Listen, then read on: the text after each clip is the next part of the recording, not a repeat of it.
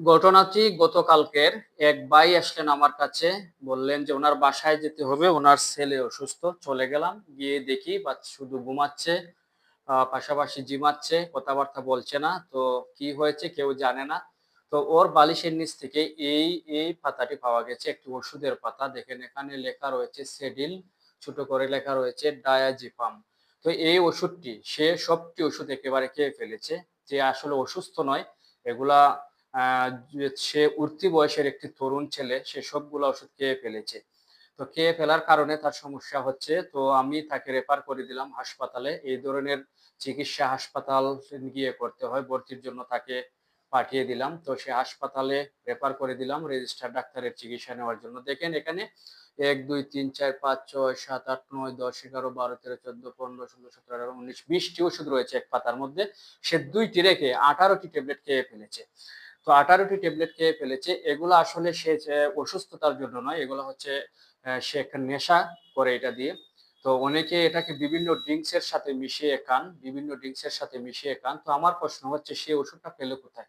নিশ্চয়ই কোনো অসাধু ফার্মেসি থেকে নিয়ে এসেছে।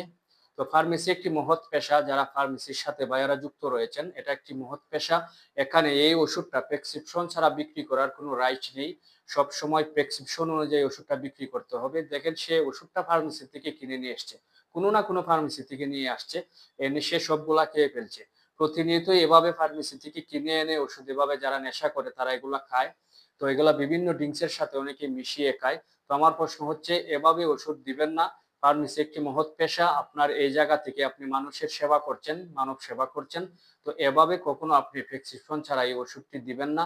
পাশাপাশি গার্জিয়ানদেরকে, গার্ডিয়ান যারা রয়েছেন, আপনার ছেলে মেয়ে, আপনার সন্তান কি করছে, আপনার সন্তানের দিক দিয়ে সবসময় নজর রাখতে হবে। আপনার ছেলে কি করছে, কার সাথে মিশছে, কিভাবে সময় পার করছে, আড্ডা দিচ্ছে, এটা অত্যন্ত জরুরি আপনি খোঁজ খবর নেওয়া।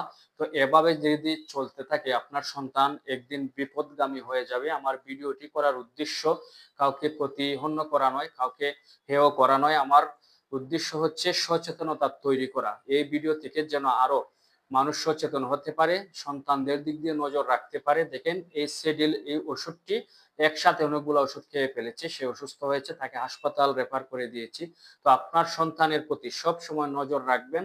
আপনার সন্তান কি করছে, কার সাথে মিশছে, এটা দেখা অত্যন্ত জরুরি। ভালো থাকবেন। আসসালামু আলাইকুম।